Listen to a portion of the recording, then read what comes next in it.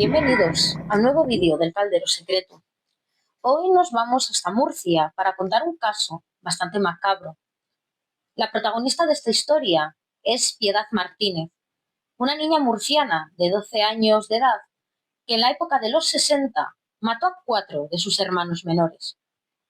Todo comenzó el 4 de diciembre de 1965, cuando fallecía en Murcia una niña pequeña llamada María del Carmen Martínez, que solo tenía 11 meses de edad. El médico que atendió a la niña en el domicilio creyó que esta muerte repentina se debía a una meningitis. El mismo diagnóstico tendría por parte de este médico Mariano, hermano de María del Carmen, que falleció a los 2 años de edad, tan solo 5 días después de que hubiese muerto su hermana María del Carmen. Pero, pasados 10 días del primer fallecimiento de la pequeña bebé, fallecería su hermana Fuensanta, una niña de solo 4 años. Y aquí ya se dispararon todas las alarmas. Tanto el matrimonio Martínez Pérez, padres de estas criaturas, como los otros 7 hijos, fueron recluidos en el Hospital Provincial de Murcia para ser sometidos a una intensa observación. ¿Cómo era posible que 3 hermanos de tan corta edad hubiesen muerto en el plazo de 10 días y además de una forma tan fulminante y sin haber presentado ningún tipo de síntoma antes? Lo primero que se pensó es que podría haber sido una intoxicación alimentaria o quizás algún producto tóxico al que la familia fuese alérgica.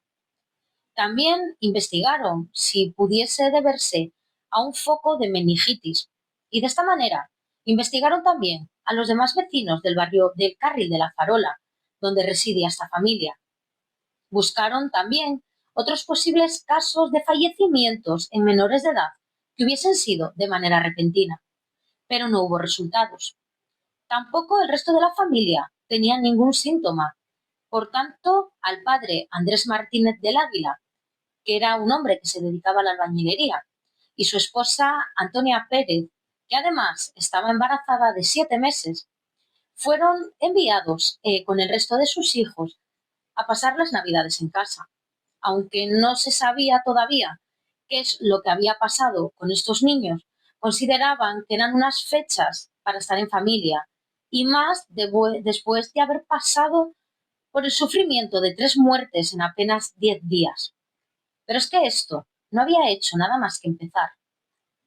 Pasó Nochebuena y Navidad, Nochevieja y Año Nuevo, y acercándose el Día de Reyes, el 4 de enero de 1966, fallecería de forma repentina Andrés, de 5 años de edad. Ese niño, ese día, se había levantado temprano, había desayunado pan con manteca y media naranja, y se había puesto tranquilo a jugar por la casa. Pero después de un rato jugando, se sintió indispuesto y ese mismo día falleció. Los médicos no pudieron hacer nada por salvarle la vida. Al igual que a sus otros 3 hermanos, a Andrés se le practicó la autopsia y se envió una muestra de sus restos a Madrid para hacer un examen toxicológico más exhaustivo. Pero también los padres y los otros 6 hermanos volvieron de nuevo al hospital. Allí acudió a verles Francisco Umbral, un periodista del ABC, y este hombre contaba que esta familia ocupaba una única habitación con 5 camas.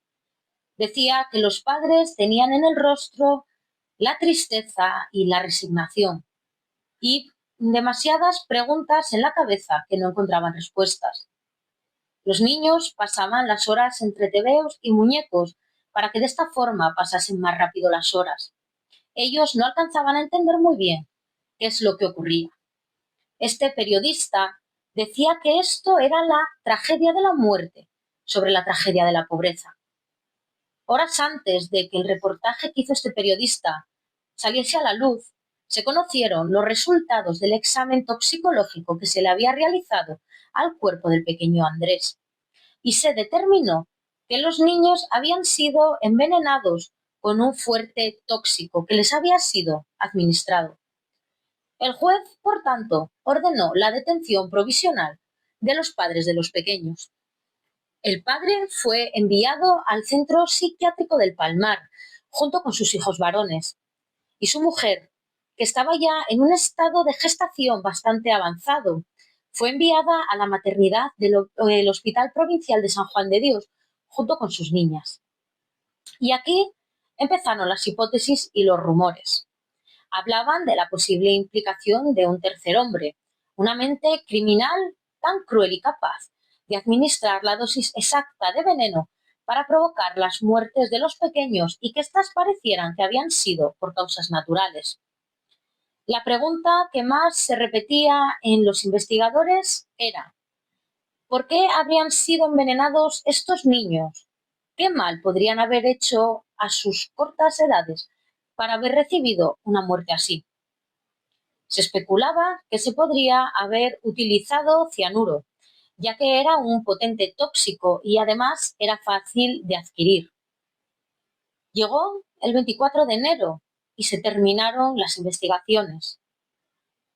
Los análisis médicos determinaron que el veneno que había sido utilizado en estas muertes había sido una mezcla de cianuro potásico mezclado con neofil y cruz verde, que habían sido dados a los niños junto con los alimentos.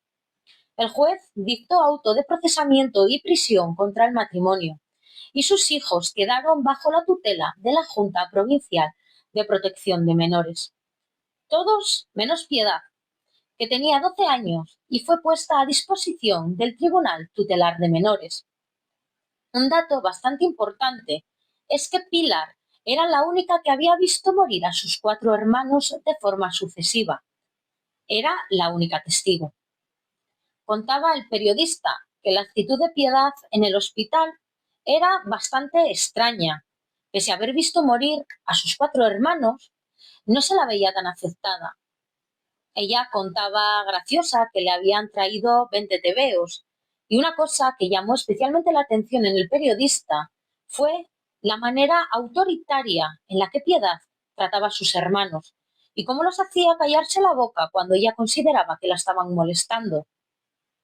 El tiempo pasaba y la investigación se iba centrando cada vez más en la figura de Piedad. De hecho, se centró tanto la investigación en ella que se convirtió en la protagonista de esta tragedia.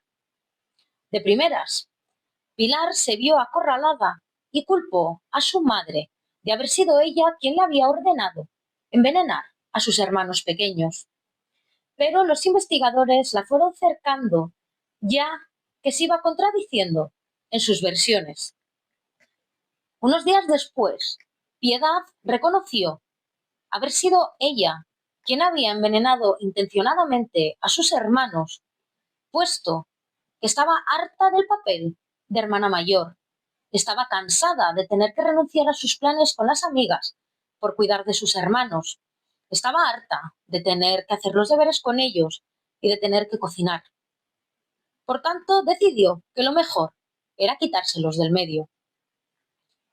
Los investigadores no dudaron que hubiese sido Pilar en ningún momento por la forma tan fría en la que reaccionaba a los interrogatorios. Sin embargo, su madre, a la que ella intentaba incriminar, estaba destrozada, algo así como muerta en vida. Los médicos forenses y los psiquiatras determinaron que Pilar sufría una psicopatía y de hecho creían que no tenía ni un ápice de empatía, porque ella misma contaba con una sonrisa en la boca cómo había terminado con sus hermanos. Fue internada en un centro psiquiátrico. No se sabe nada más de ella. Además, al haber sido menor, sus datos están borrados, sus antecedentes también. A día de hoy, Pilar tendrá unos 70 años, más o menos. Así que os traigo por aquí este caso. A mí me impactó mucho el cómo una niña tan pequeña puede tener tanto odio dentro como para matar de una forma tan cruel a sus hermanos y de hacerle tantísimo daño como le hizo a sus padres, en especial a su madre, porque quiso incriminarla. Así que aquí os dejo este vídeo que nos habla una vez más de la crueldad humana y que esta crueldad no tiene edad, porque Pilar era tan solo una niña de 12 años. Sí que es cierto que Pilar era bastante madura para su edad, porque en una familia con tantos hermanos y unos padres que estaban todo el día fuera trabajando, ella, digamos que tenía que ejercer de madre, pero ese papel no le gustaba y decidió cortar por lo sano. No tuvo un ápice de piedad con sus hermanos. Y como os digo, fue diagnosticada de psicopatía con tan solo 12 años de edad. Pero bueno, aquí os dejo este vídeo. Es un vídeo que a mí un caso que me parece cruel, porque es que estamos hablando de 4 niños pequeños y que la responsable fue otra niña también. Pero bueno, hice una encuesta por Instagram y la mayoría me habéis pedido poltergeist. Y os tengo preparado un vídeo sobre un poltergeist que fue llevado al Congreso, pero ese lo tendréis el viernes. Un día más, muchas gracias por estar aquí conmigo. Si os gusta el canal, os gusta el contenido, o incluso si queréis hacerme una sugerencia, se agradece que comentéis, que deis like y que os suscribáis. Y si no, solo con que veáis los vídeos, a mí ya me vale. Así que nos vemos el viernes para volver a hablar de un caso poltergeist.